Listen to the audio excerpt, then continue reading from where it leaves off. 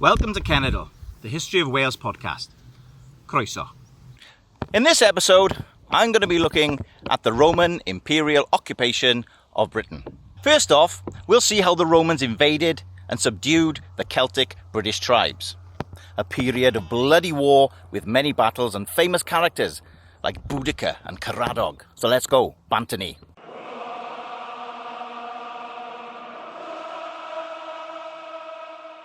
I'm here at Castell Collen near Llandrindod in Powys. Here you can still see the remains of a Roman fort. Castell Collen was an auxiliary Roman fort, occupied on and off from around 79 AD until about the 4th century. It was built here in a strong defensive position with the river Iaith, Mwynhewch, behind me.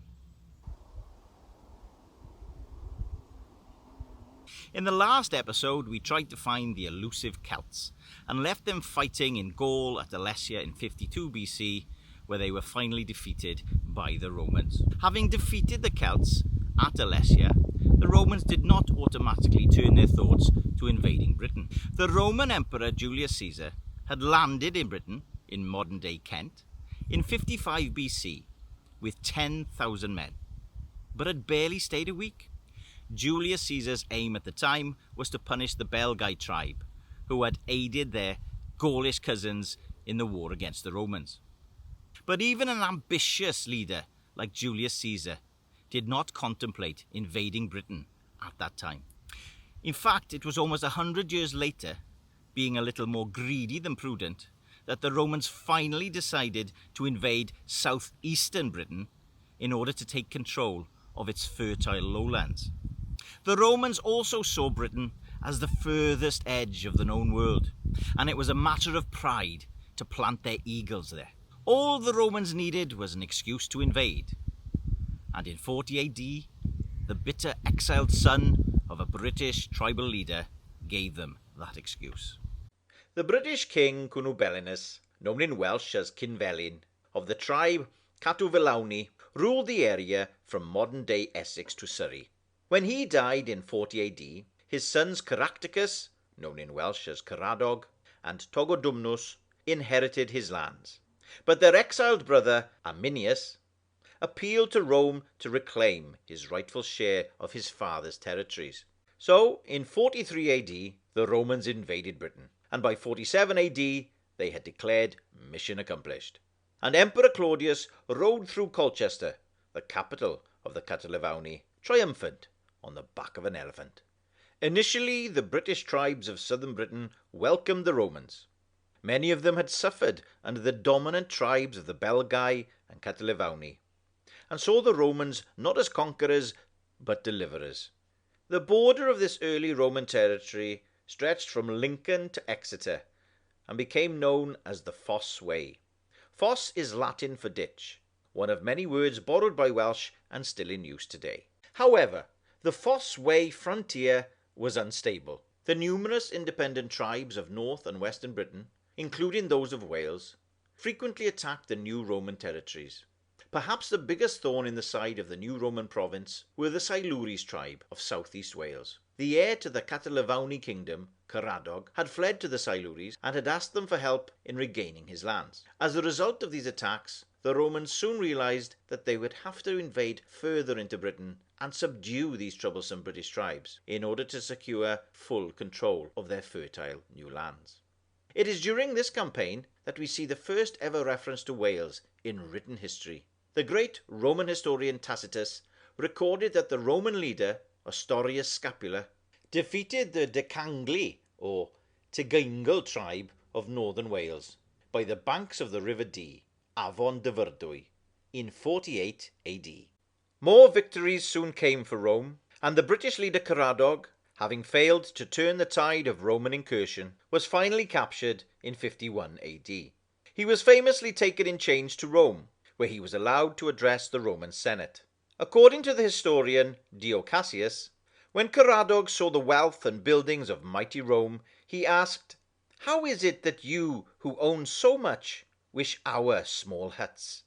Caradog spoke so well that he was released, and allowed to live out his life in Rome.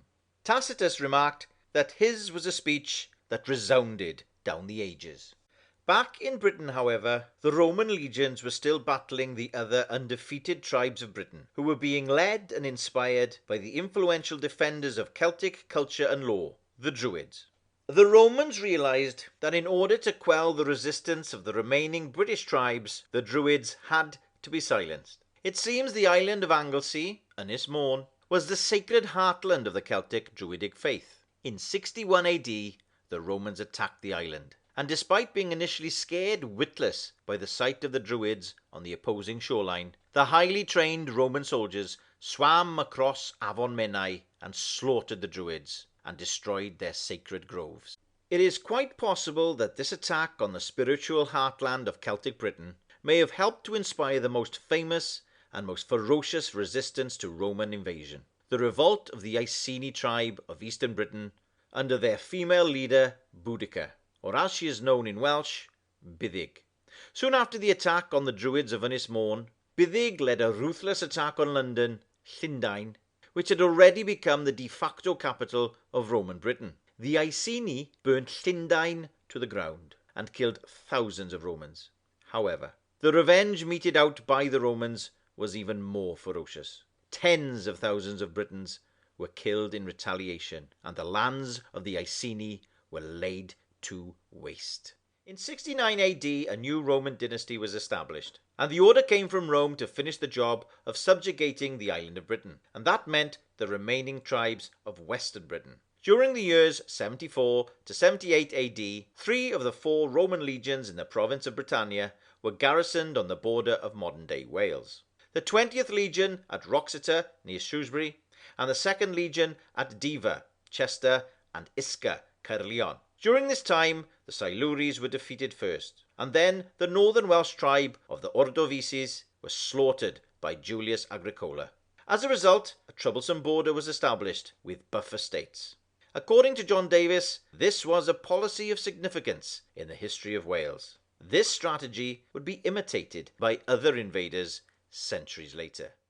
John Davies also says that it was a long and costly campaign to subdue the British tribes of modern-day Wales. The Romans led 13 campaigns between 48 to 79 AD. By the end of these campaigns, the Romans had established a pattern of defences that would be copied later on the mainland territories of the empire. 4 large forts made a defensive ring of iron around Wales. At Sagontium in Caernarfon, Diva at Chester, Moridunum at Carmarthen, and Isca at Caerleon. These forts were linked by straight roads and smaller auxiliary forts a day's march apart. 35 of the camps are known to us today, as well as a further 20 temporary camps. However, it's believed that these forts were not occupied for the whole period of Roman rule. John Davies says that over time the British came to terms with the Romans, and, as we'll learn in the next podcast, they would soon adopt many aspects of Roman culture, religion and language. Indeed, a few centuries later, many of those British tribes who initially fought the invading Roman armies would take up arms to proudly defend the Roman Empire.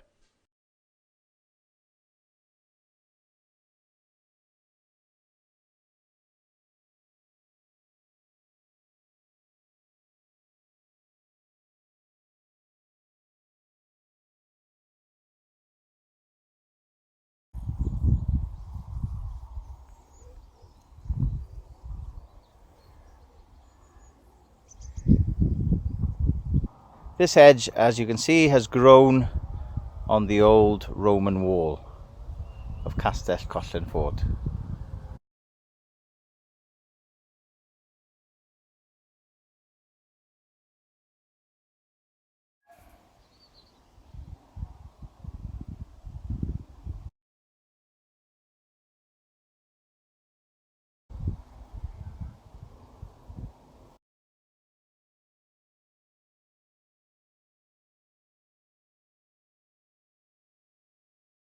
This is the field where the Roman fort had its baths.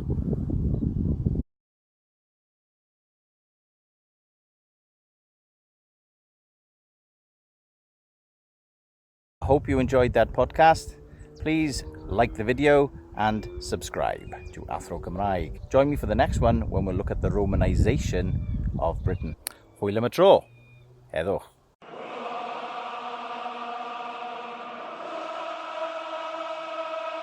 Apart from the sanitation, the medicine, education, wine, public order, irrigation, roads, a fresh water system and public health, what have the Romans ever done for us?